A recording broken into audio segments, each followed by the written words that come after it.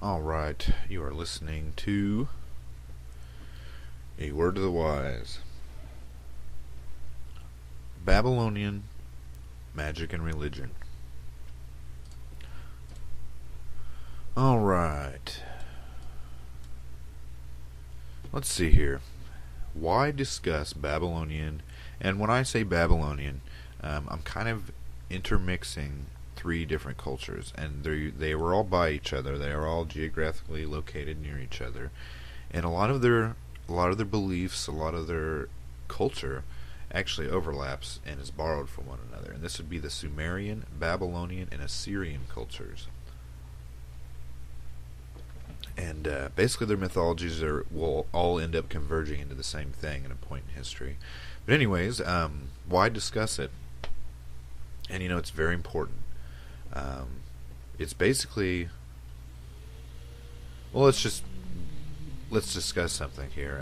Mesopotamia, which is where all these were located, is considered the cradle of civilization, and this is referring to the apparent origin of our definition of civilization. And this would include, and this is borrowed from Child, and he made 1, 2, 3, 4, 5, 6, 7, 8, 9, 10, 11 different categories or traits which make a civilization a civilization. And this will be the appearance of urban centers, full-time specialists, which would be like craftsmen, merchant, officials, you know what I mean, monumental public building. So there's some sort of, public center, sizable surplus product, withdrawn by the elite from taxes or tribute, isolating of ruling groups including priests, civil and military leaders and officials, appearance of written language and numerical notation from which there emerge predictive sciences, arithmetic, geometry, and astronomy, development of the sophisticated artistic style, appearance of distant trade, social solidarity, which is represented and misrepresented by the ideological means in the temple or sepulchral shrine, and the state of the state formation. Some scholars believe the Mesopotamian religions, especially the Babylonian, Assyrian, and Sumerian type, are quite possibly the oldest form of religious belief in the world.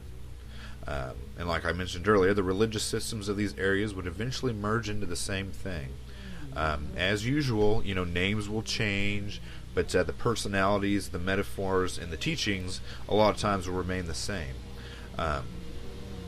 Since this is the first show where we'll mention a lot of these names here, a lot of them will be brand new. I also suggest writing them down if you're really trying to make a study out of this. But we're going to start off with some of the major figures in Babylonian mythology, and the first one we have is Anu. Anu is part of the Babylonian Trinity. He is known as the sky god. He was king of heaven and lord of the constellations. He was also represented by the great judge, and also king of the gods, spirits, and demons. Anu is prominently associated with the Eanna temple in the city of Uruk. And if you look at this city, you'll notice and keep in mind that it's actually mentioned in the Bible as Erech. And that's in Genesis 10 verse 8, and we'll read it. And Cush begat Nimrod. He began to be a mighty one in the earth. He was a mighty hunter before the Lord. Wherefore it is said, even as Nimrod the mighty hunter before the Lord. 10 verse 10. And the beginning of his kingdom was Babel, and Erech, and Akkad, and Calneh, in the land of Shinar. So here we are seeing the connection between Nimrod, which actually I believe in the next Bible series we'll be hitting on Nimrod, and I'll probably go farther into Nimrod in that situation. But let's see.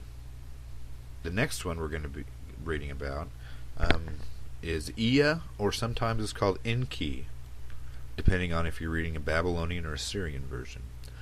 He is also part of the Babylonian Trinity. He was the son of Anu. He was associated with the water. The water in most ancient mythologies and symbologies represents generally wisdom. Ea is the god of wisdom. Sometimes took the form of a snake or a serpent. Some scholars say his name meant Lord of the Earth, or King of the Earth. He is credited with giving man the gifts of civilization. Now remember here, we're seeing a sort of parallel between the fallen angels of Genesis 6 and this god of wisdom, Ea or Enki, who, brought man the gifts of civilization that we mentioned earlier. In Egyptian, he is associated with Thoth. In Greek mythology, he is associated with Hermes, and in Roman mythology, he is associated with Mercury. Why? Because in the ancient, as well as the modern, models of the universe, Mercury revolves around the sun, so it was the closest, to the godlike being. His symbols included a goat and a fish, or a lamb and a fish, which later combined into a single beast called the Capricorn. Next, we'll see in the last part of the Trinity, the Babylonian Trinity, is Enlil. Enlil is the god of the wind. And in these times, and this correlates with the Bible, the wind a lot of times is synonymous with spirit. So here you see god of the spirit in the Babylonian mythology. He was also said to be created by the breath of the union between Anu and Ki. Enlil was the only god that had immediate access to Anu, or the sun, so he held sway over all the other gods with this power. Enlil was also the god of weather. According to the Sumerians, Enlil helped create the humans, but then got tired of their noise and tried to kill them by sending a flood, which we'll get into here after a bit. A mortal known as Utnapishtim survived the flood through the help of another god, Ea, who is the god of wisdom and the god of the water, and he was made immortal by Enlil after Enlil's initial fury. So Ea, the sun, helped humans survive this flood, and then was made immortal by the god of the spirit. Now, anybody who is fairly well versed in Christian, I don't like using the word because I am in fact a Christian, but the Christian quote mythos is that, Father, Son, Holy Spirit, the Father, of course, and then you have the Son who saved man, and then you have the Holy Spirit, which and was also not around until after the death of Jesus, biblically. Anyways, let's continue. Also, there's Tiamat, the god of chaos, or the, quote, the first god. And this is a very common myth, and this idea arises in Greek and Roman mythology. Remember, this guy's name is Tiamat. This story is that the earth, the universe, was actually ruled by another god at an earlier time. And in Roman mythology, the god Saturn was the ruler until Zeus took over the job. And, some researchers believe, and this is kind of far out, but some researchers believe that so many parallels in mythology would almost lead a person to believe that the planet Saturn was actually closer to the Earth at one time. And that's just food for thought. I can't prove that or whatever. And I'm sure, modern day astronomy would laugh at that. But, it is an interesting idea because a lot of, like I said, the older religions do have a time period where there was a god of the old. And that's when he was ruling is the time that you see the golden age, where everything was nice and balanced and perfect. And then the new ruler came and, he gave laws to everyone. Okay, next we have Inanna, which is the Sumerian name, Ishtar, which is the Babylonian name, and Astarte, which is the Assyrian name, which translates in English to Easter. For most of this, I'll just call her Ishtar, but she was the goddess of fertility, war, love, and sex, associated with Isis of Egyptian mythology, Aphrodite in Greek mythology, and Venus in Roman. And let's see here.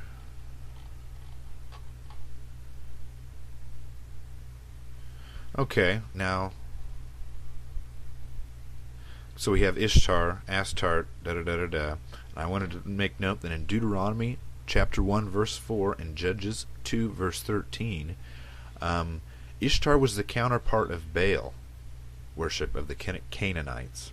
And God rebuked the Israelites specifically about Ishtar and Ashtoreth worship. So you see here that, in the parallel, quote, mythos, you have biblical, I guess, striking down the idea of Ishtar, and then you have the Sumerian and Babylonian mythologies, that was their god. And we'll continue.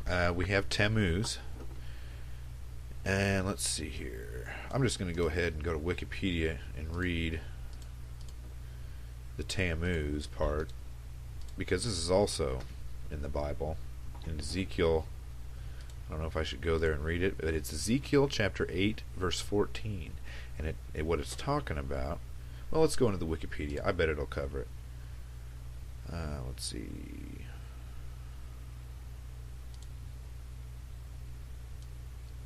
I'm an idiot. Hold on.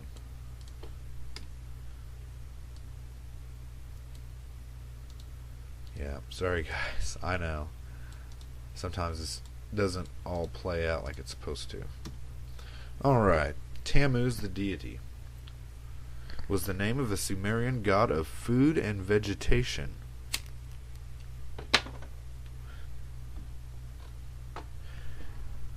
In Babylonia, the month Tammuz was established in honor of the eponymous god Tammuz, who originated as a Sumerian shepherd god, the consort of Inanna or Ishtar, in his Akkadian form, the parallel consort of Ishtar. Let's see. Beginning with the summer solstice came a time of mourning in the ancient Near East, as in the Aegean. The Babylonians marked the decline in daylight hours and the onset of killing summer heat and drought with a 6-day funeral for the god. Recent discoveries reconfirm him as an annual life, death, rebirth deity. So, life, death, rebirth. Life, death, resurrection. Okay. So, this is another version of, the Judeo-Christian quote-unquote Messiah. Which, actually, when you read the Bible, they're really nothing alike. And this is where the whole confusion comes from, and you see stuff like the Jesus zeitgeist and all that, is that, yeah, they're similar, but at the same time, they're also being promoted as similar. Because really, yeah, that's... Anyways.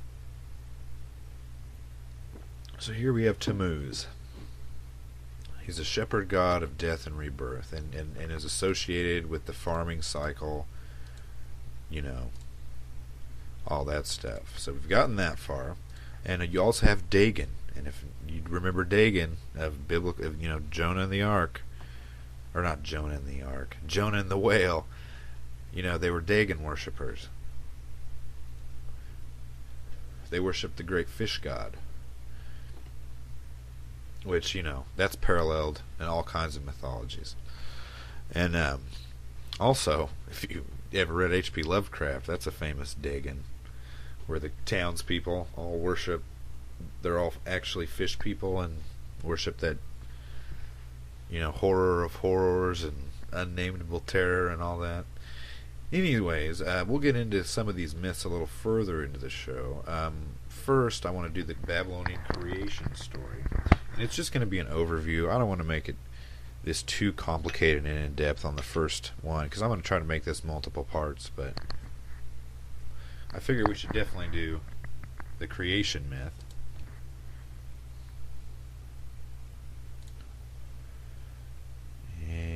see here.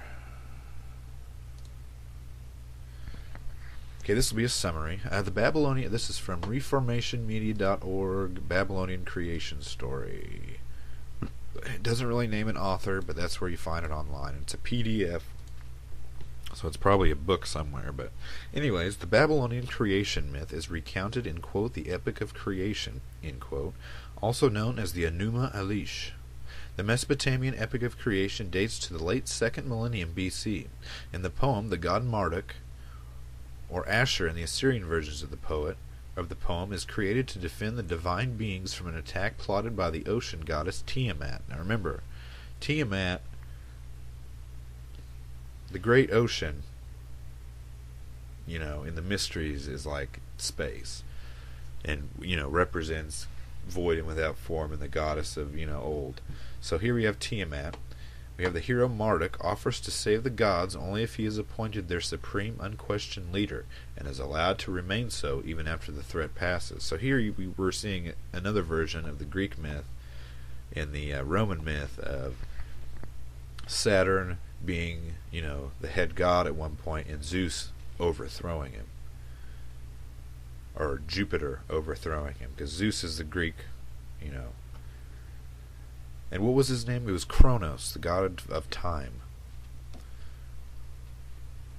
in Greek, and Saturn in Roman. The gods agree to Marduk's terms. Marduk challenges Tiamat to combat and destroys her. He then rips her corpse into 2 halves with which he fashions the earth and the skies. Marduk then creates the calendar, organizes the planets, stars, and regulates the moon, sun, and weather. The gods pledge their allegiance to Marduk, and he creates Babylon as the terrestrial counterpart to the realm of the gods. Babylon in ancient Assyrian and Babylonian Chaldee languages means the gate of the gods. So, you can see the parallel between the Tower of Babel being named actually the Tower of the Gods. But, we'll talk about that in the next episode of Word of the Wise. Marduk then destroys Tiamat's husband, Kingu, using his blood to create humankind so that they can do the work of the gods. And there you have, the old Babylonian Zechariah Sitchin idea that the gods created man to be their slaves, which is basically true. But, doesn't parallel with everything like it should, if it was all truly connected, which I think it is in a way, but not to the degree where, Anyways, let's see, what else should we go to? The next one that is valuable is, we're going to read first. Let's see.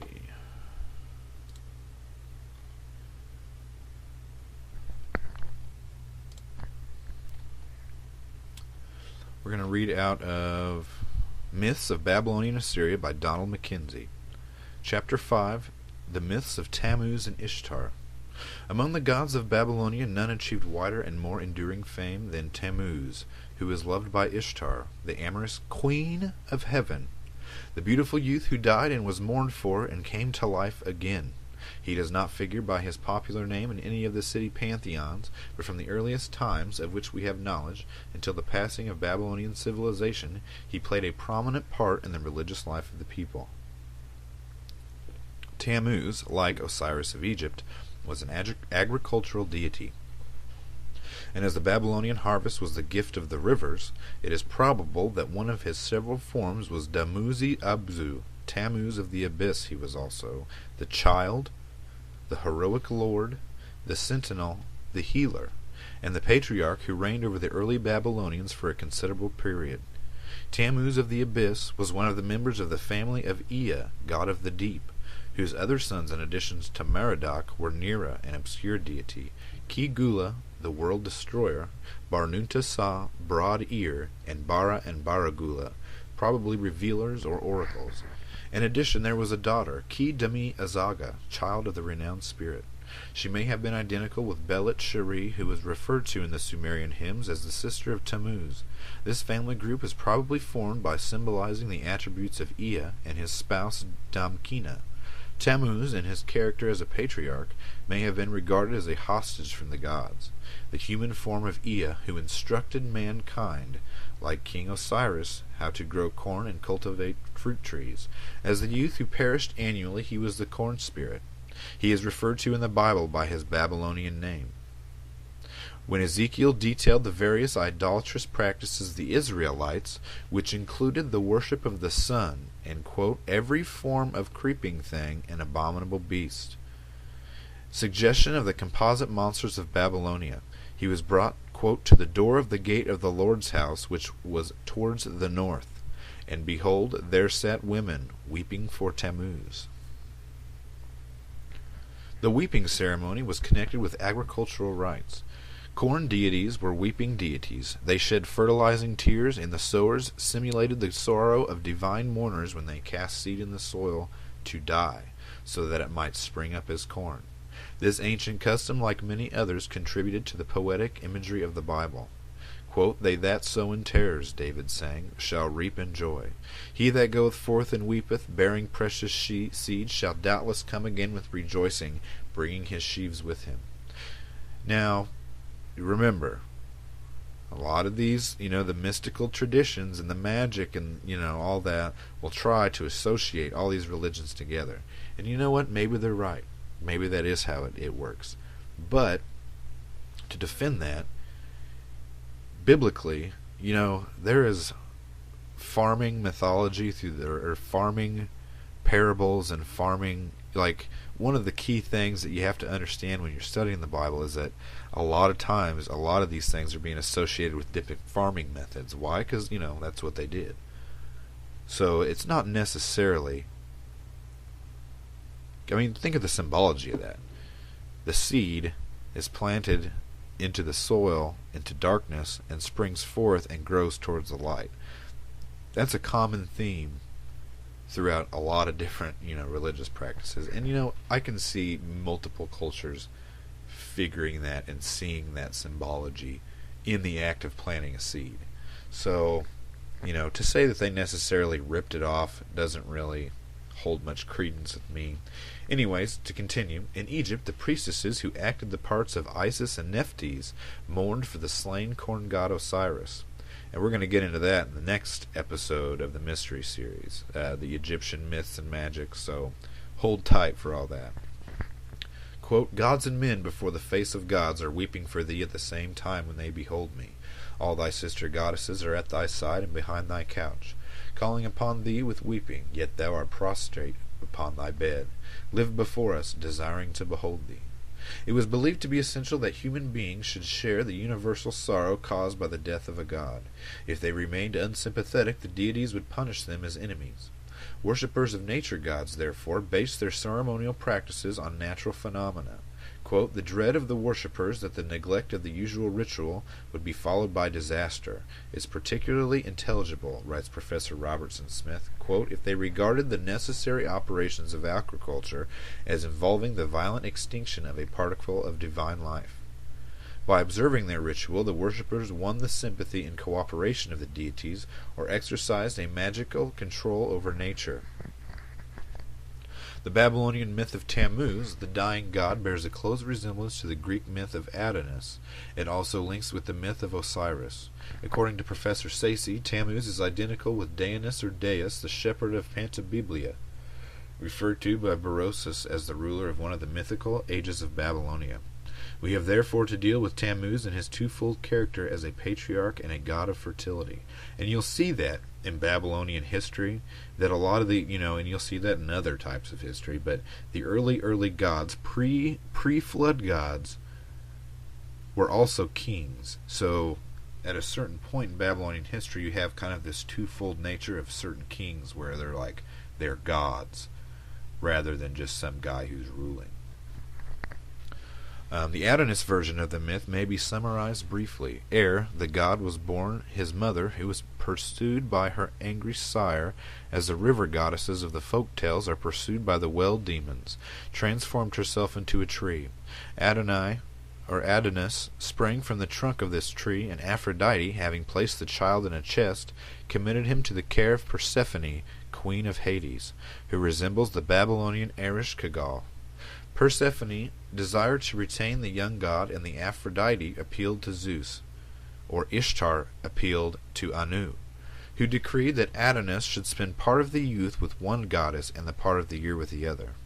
It is suggested that the myth of Adonis was derived in post-Homeric times by the Greeks indirectly from Babylonia through the Western Semites, the Semitic title Adon, meaning Lord, having been mistaken for a proper name. This theory, however, cannot be accepted without qualifications. It does not explain the existence of either the Phrygian myth of Attis, which was developed differently from the Tammuz myth, or the Celtic story of Diarmid and the boar, which belongs to the archaeological hunting period. There are traces in Greek mythology of pre-Hellenic myths about dying harvest deities like Hyacinthos and Eragon for existence, who appear to have been mourned for. There is every possibility, therefore, that the Tammuz ritual may have been attached to a harvest god of the pre-Hellenic Greeks, who received at the same time the new name of Adonis. Osiris of Egypt resembles Tammuz, but his Mesopotamian origin has not been proved. It would appear probable that Tammuz, Attis, and Osiris, and the deities represented by Adonis and Diarmid, were all developed from an archaic god of fertility and vegetation, the central figure of a myth which was not only as ancient as the knowledges and practices of agriculture, but had existed even in the, quote, hunting period. Traces of the Tammuz-Osiris story in various forms are found all over the area occupied by the Mediterranean or brown race from Sumeria to the British Isles. Apparently, the original myth was connected with tree and water worship and the worship of animals. Adonis sprang from a tree. The body of Osiris was concealed in a tree which grew around the sea-drifted chest in which he was concealed. Diarmid concealed himself in a tree when pursued by Finn. The blood of Tammuz, Osiris, and Adonis reddened the swollen rivers with fertilized soil.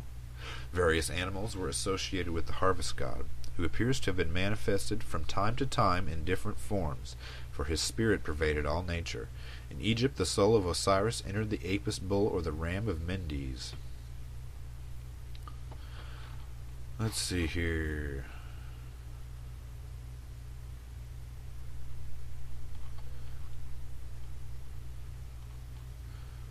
Let's skip down. In his character as a long-lived patriarch, Tammuz, the king of Daonis, or Daos of Berosus, reigned in Babylonia for 36,000 years.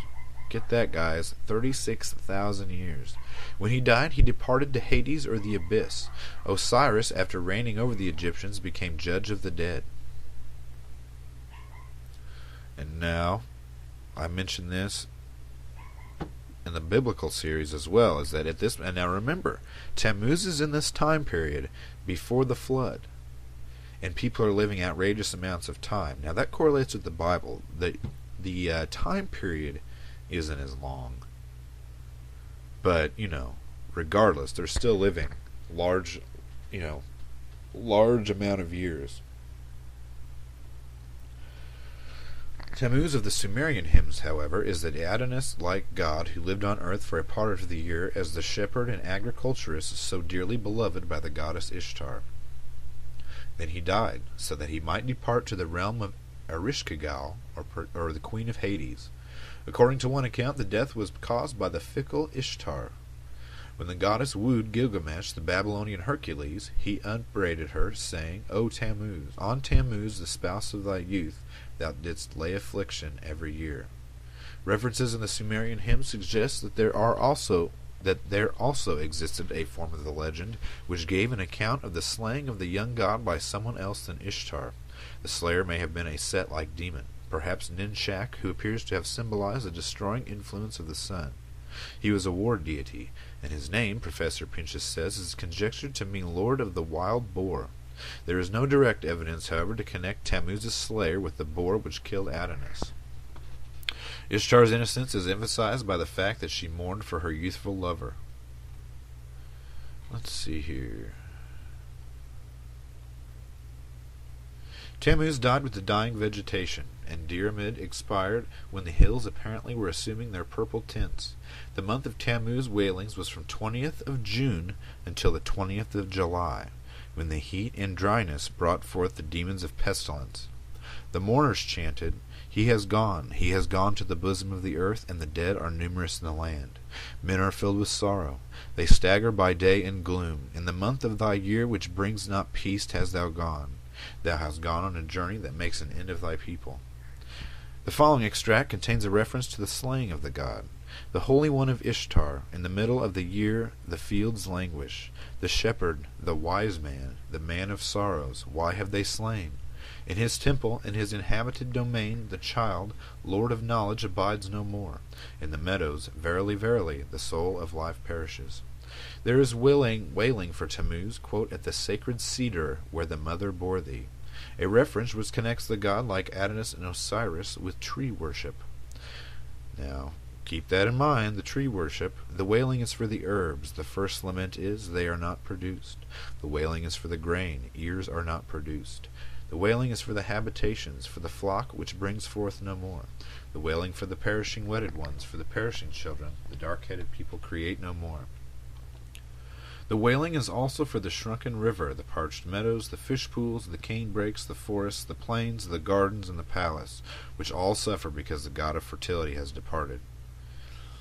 Whither went Tammuz? His destination has already been referred to as the bosom of the earth, and in the Assyrian version of the descent of Ishtar, he dwells in the, quote, house of darkness among the dead, where dust is their nourishment and their food mud, and the light is never seen, the gloomy Babylonian Hades.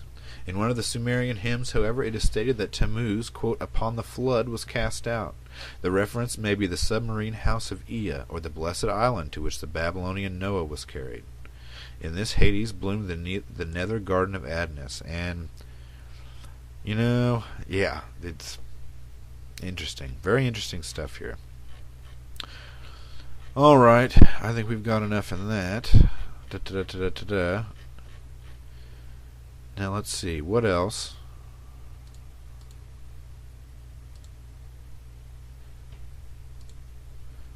I'd like to get into the Epic of Gilgamesh a little bit. Okay, we're going to do a Spark Notes plot overview of the Epic of Gilgamesh. The epic's prelude offers a general introduction to Gilgamesh, king of Uruk, who was 2/3 god and 1/3 man. He built magnificent ziggurats, which were temples, or surrounded his city with high walls, and laid out his orchards and fields. He was physically beautiful, immensely strong, and very wise. Although Gilgamesh was godlike in body and mind, he began his kingship as a cruel despot, which is like a king. He lorded over his subjects, raping any woman who struck his fancy, whether she was the wife of one of his warriors or the daughter of a nobleman. He accomplished his building projects with forced labor, and his exhausted subjects groaned under his oppression.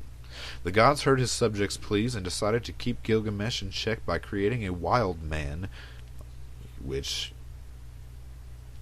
Bigfoot people, keep your ears open, created a wild man named Enkidu, who was as magnificent as Gilgamesh. Enkidu became Gilgamesh's great friend, and Gilgamesh's heart was shattered when Enkidu died of an illness inflicted by the gods.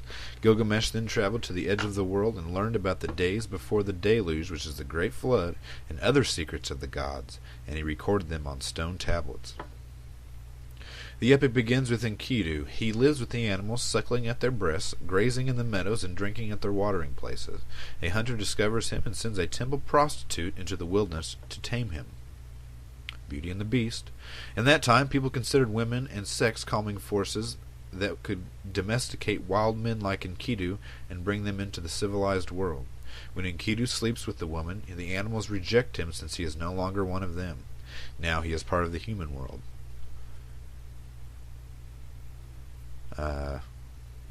Little Mermaid. Then the harlot teaches him everything he needs to know to be a man. Enkidu is outraged by what he hears about Gilgamesh's excesses, so he travels to Uruk to challenge him. When he arrives, Gilgamesh is about to force his way into a bride's wedding chamber. Enkidu steps into the doorway and blocks the passage. The two men wrestle fiercely for a long time, and Gilgamesh finally prevails. After that, they become friends and set about looking for an adventure to share. Gilgamesh and Enkidu decide to steal trees from a distant cedar forest forbidden to mortals. Let me read that again for you. Word to the wise fans. Gilgamesh and Enkidu decide to steal trees from a distant cedar forest, forbidden to mortals. A terrifying demon named Humbaba, the devoted servant of Enlil, god of earth, wind, and air, guards it. The two heroes make the perilous journey to the forest, and standing side by side, fight with the monster. With assistance from Shamash, the sun god, they kill him. Then they cut down the forbidden trees, fashion the tallest into an enormous gate, make the rest into a raft, and float on it back to Uruk. Upon their arrival, Ishtar, the goddess of love, is overcome with lust for Gilgamesh. Gilgamesh spurns her. Enraged, the goddess asks her father, Anu, god of the sky, to send the bull of heaven to punish him. What is the bull of heaven? The bull of heaven is Taurus. The bull comes down from the sky, bringing with him 7 years of famine. Gilgamesh and Enkidu wrestle with the bull and kill it. The gods meet in council and agree that one of the two friends must be punished for their transgression, and they decide Enkidu is going to die.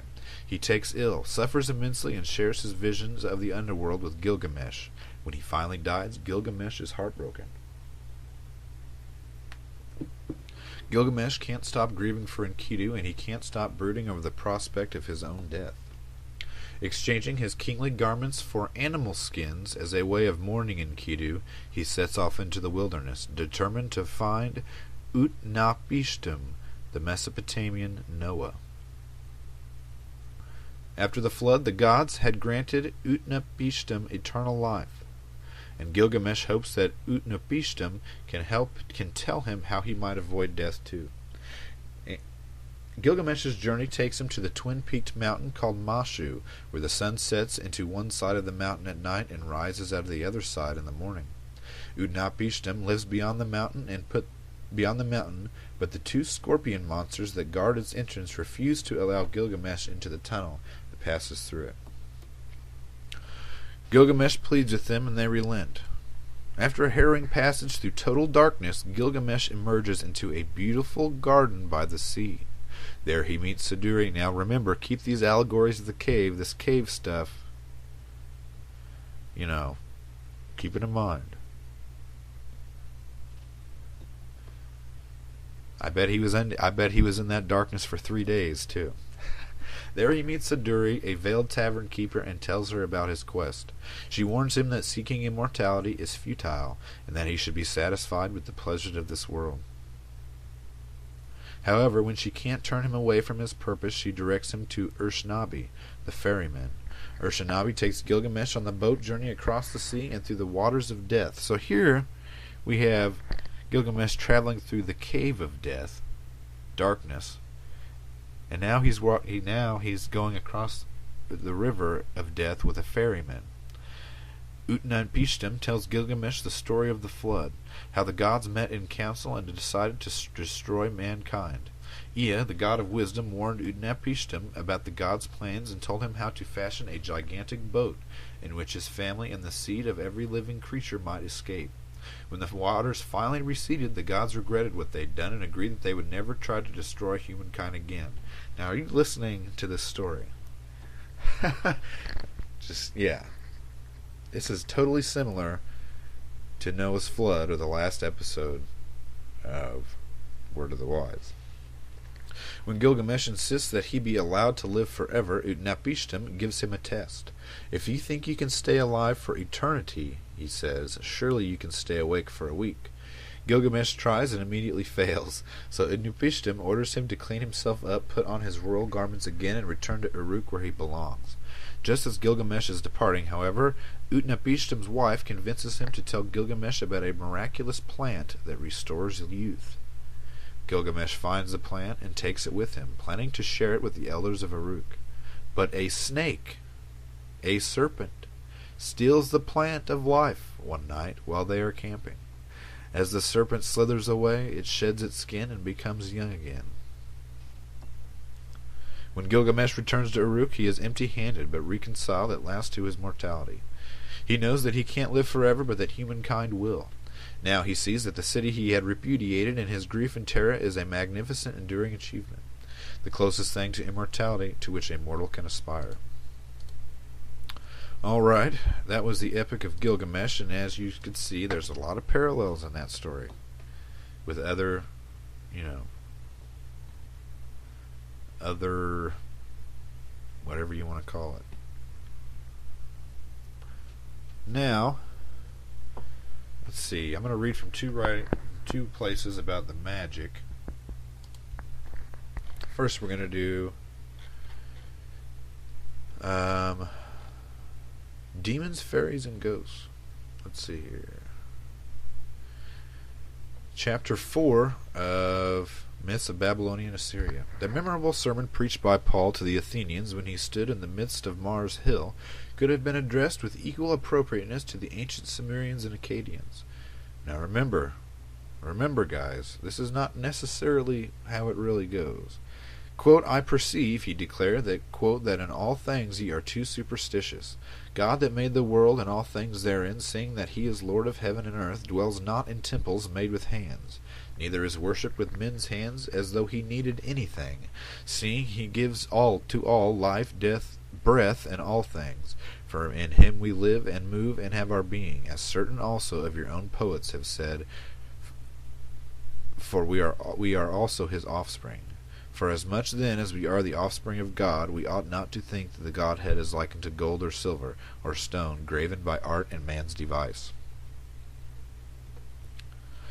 Babylonian temples were houses of the gods in the literal sense. The gods were supposed to dwell in them, their spirits having entered into the graven images or blocks of stone. It is probable that, like the ancient Egyptians, they believed a god has many spirits as he had attributes. The gods, as we have said, appear to have evolved from early spirit groups. All the world swarmed with spirits, which inhabited stones, trees, mountains, and deserts, rivers and oceans, the air, the sky, the stars, the sun, and the moon. Now remember, guys, remember back to the sacred and the profane show. Generally, the profane, or the people, were very, very highly superstitious. But a lot of times the priesthood didn't really believe in all that. They were going for more of a spiritual meaning, or a deeper meaning, symbolic meaning, really. The spirits controlled nature. They brought light and darkness, sunshine and the storm, summer and winter. They were manifested in the thunderstorm, the sandstorm, the glare of sunset, and the wraiths of mist rising from the steaming marshes. They controlled also the lives of men and women. The good spirits were the source of luck. The bad spirits caused misfortunes and were ever seeking to work evil against the Babylonian. Darkness was peopled by demons and ghosts of the dead. The spirits of disease were ever lying in wait to clutch him with cruel invisible hands.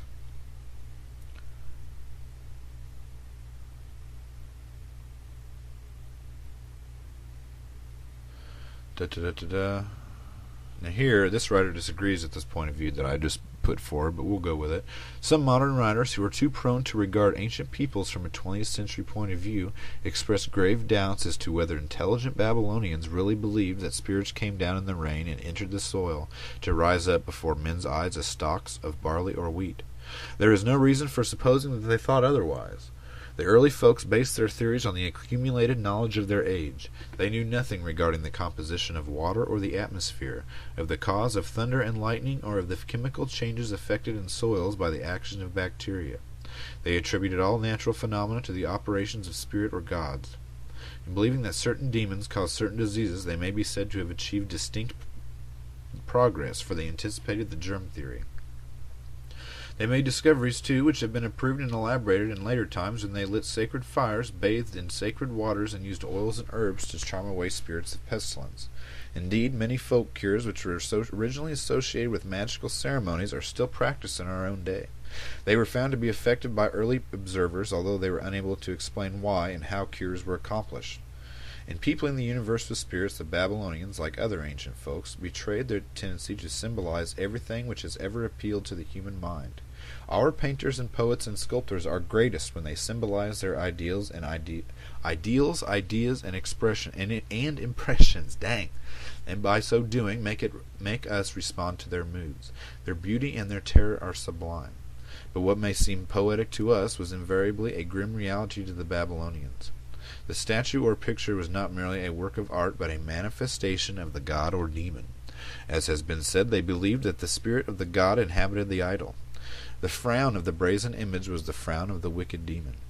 They entertained as much dread of the winged and human-headed bulls guarding the entrance to the royal palace as do some of the Arab workmen who, in their own day, assisted excavators to rescue them from sandy mounds in which they have been hidden for long centuries. Oh, let's see here.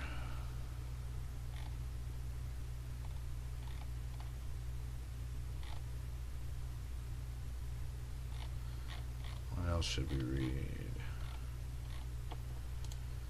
Well, I'm going to not read all this because I'm going to do a part 2 of this because this really is a lot of information to try to friggin' go through. I'm going to go through one more reading. This is by the book The Babylonians by H.W.F. Saggs. And this is... Let me see if I can find the right chapter.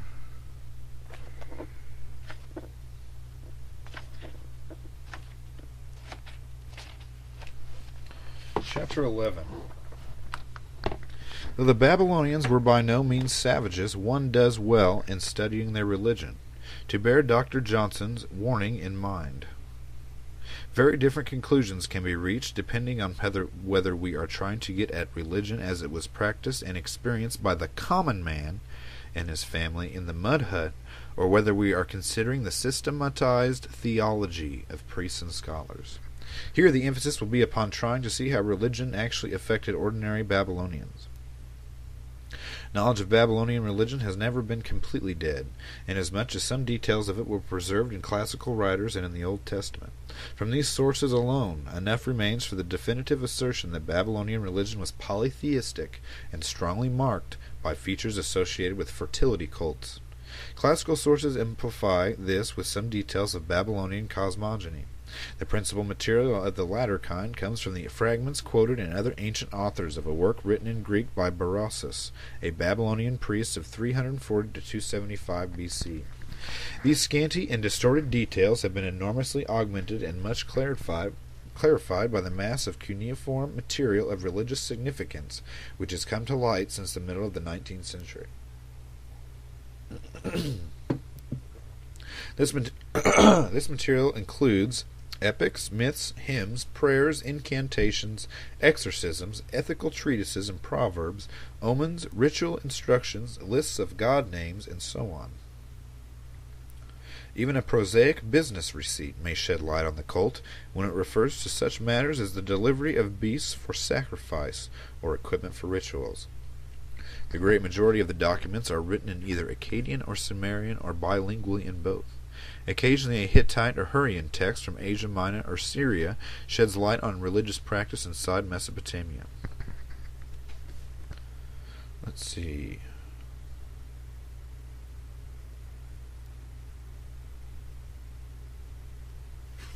We're going to skip ahead a little bit. From early in the third millennium, the ordinary man in the Sumero-Babylonian world saw himself surrounded by supernatural forces, ranging from gods to demons. But there was an earlier stage before clearly defined gods emerged. Imagine how primitive man in South Mesopotamia saw his world.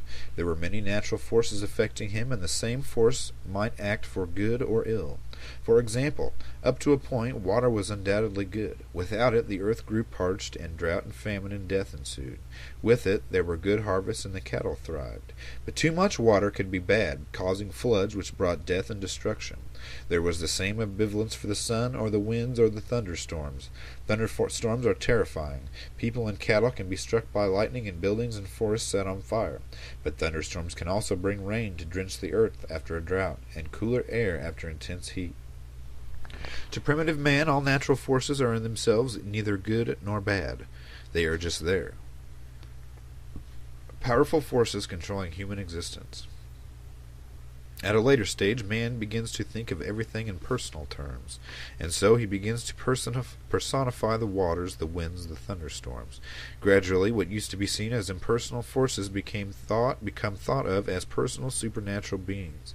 The change from one concept to another becomes reflected in terms of myth as a superhuman personal being that we could call a god, defeating the old non-personal representation of the same force. To rationalize this, primitive man splits the old concept of the supernatural force into its two opposing elements, its good side and its bad side. This is linked to the struggle between the god and the old non-personal force, and in this way the god comes to take on the beneficent qualities of, say, the waters, whilst the old concept in non-human form remains linked to their evil aspect. Let's see here. Let's skip to amulets. For protection from demons, or for deliverance in the event of attack, the Babylonians had the constellations of official and popular religion in many forms. An amulet might be worn as a prophylactic, and the great gods themselves did not scorn such magical devices. For when Marduk went to combat with the primeval monster Tiamat, in his hand was clasped a plant to annul poison. In its most elaborate form, an amulet bore a betrayal of the devil against whom protection was sought, and a magical incantation invoking the great gods against the threatened evil. One such reads, "That one which has approached the house scares me from my bed, rends me, makes me see nightmares. May they consign him to the god Bine, gatekeeper of the underworld, by the decree of Ninurta, prince of the underworld, by the decree of Marduk, who dwells in Esagila in Babylon. Let door and bolt know that I am under the protection of the two lords." One common type of amulet seems to have originated as protection against the appalling discomfort and even danger of the hot west wind, which in summer brings sandstorms into Babylonia from the desert.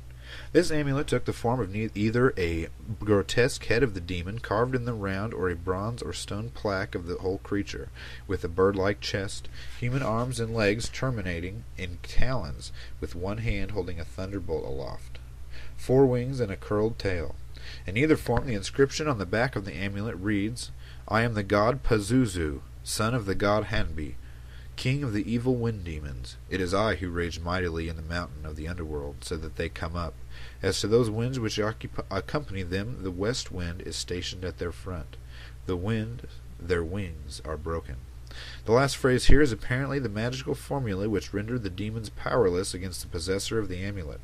Another type of amulet to protect women in childbirth was specifically directed against a Lamushtu, the she-demon who threatened pregnant women and nursing mothers. There was also a whole series of rituals against this dreaded being.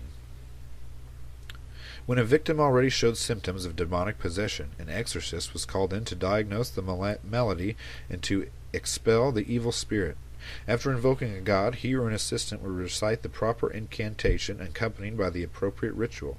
Most commonly, the god invoked was Marduk, son of Ea, the god of magic. So we have Ea, the god of magic, wisdom. In some contexts, long series of deities are named to help against the demons, but not all deities were equally willing or potent to assist suffering humanity. But Ea, one of the first triad, was a constant friend of mankind, always alert to assuage the danger of other gods or to frustrate the malevolence of demons. As god of wisdom, he was the supreme authority on magic, and he freely imparted his knowledge to his son Marduk. The usual procedure for a man in distress was for him to apply for help to Marduk through an exorcist. The typical liturgy then depicts Marduk going to his father Ea, repeating the problem concerned, and receiving the courteous answer, "My son, what do you not know?" followed by advice on the magical procedure for the case in hand. Fire was a great power against magic and evil influences, and as to the 3 fire gods, Gira, Gibel, and Nusku were potent against black magic. The exorcists performed such incantations and rituals against evil influences were known in Akkadian as Ashipu.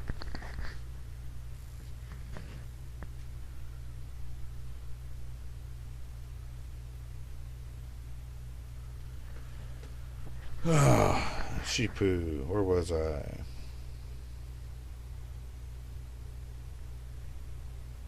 And Mashmashu. It is possible that the two terms were alternative writings for the same functionary. Whether or not we call such people priests depends upon what we understand by priest. Illness was thought to be due to evil forces, and so such functionaries were also concerned with healing the sick. For this they might employ incantations and rituals, either alone or in association with surgical or medical techniques. The following text shows a blend of magic and practical measures in the treatment for toothache. After Anu had made the heavens made the earth made the rivers made the canals, and canals made the mud made the worm. The worm came weeping before Shamash, shed tears before Ea. What will you give me for my food? Ea replied, I will give you the ripe fig. The worm said, What is the ripe fig to me? Let me drink among the teeth, and set me on the gums, that I may consume the blood of the teeth, and destroy the marrow of the gums. Because you said this, O worm, may Ea strike you with the might of his fist. The sentence italicized obviously contains the instruction to the operator. The final sentence presumably accompanied the wrench that brought out the tooth beneath which the offending worm lurked. The text concludes the instructions for the preparation of a mouthwash of beer, oil, and herbs. The exorcist techniques often rested upon less practical measures, particularly the use of sympathetic or symbolic magic. We find an illustration of this in a text which first states that, quote, an evil curse has been put on this man like a Galu demon, and then mentions his symptoms. A day's silence has been put on him, an unwholesome silence, an evil curse, a spell, a headache. His God has gone away from him. Then, says the text, Marduk noticed the man, went to his father Ea, and outlined the situation. Ea, after his usual courteous disclaimer of superior knowledge, gave Marduk instructions for the cure. Go, my son Marduk, take him to the pure ablution house. Loose his spell, that the activating evil of his body, whether a curse related to his father, a curse related to his mother, a curse related to his elder brother, a curse related to the murder of a man he does not know. By the conjuration of Ea, let the curse be peeled off like this onion. Let it be wrenched apart like this date. Let it be untwined like this wick. Separate incantations when followed for the onion the date, and the wick to be recited while the exorcist performs symbolic actions. Like this onion which he peels and throws into the fire, which the fire consumes entirely, whose roots will not take hold in the soil, whose shoots will not sprout, that will not be used for the meal of a god or a king, so may oath, curse, sickness, weariness, guilt, sin, wickedness, transgression, the sickness that is in my body, my flesh, or my limbs be peeled off like this onion. May the fire consume it entirely today. May the curse be taken away, that I may see the light. The mention of the pure ablution house suggests that the ceremony in question was performed at the temple, but this was not invariable. In other cases, the rites might take place in a private house, in a sick room, in a reed hut alongside the river, or in the open country. Let's see here.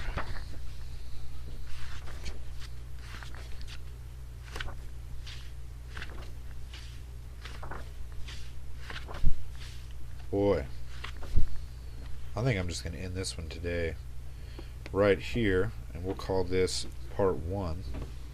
So yeah, in the next couple days you'll see part 2, and we'll continue our study of Babylonian and Babylonian magic and religion. Thank you very much.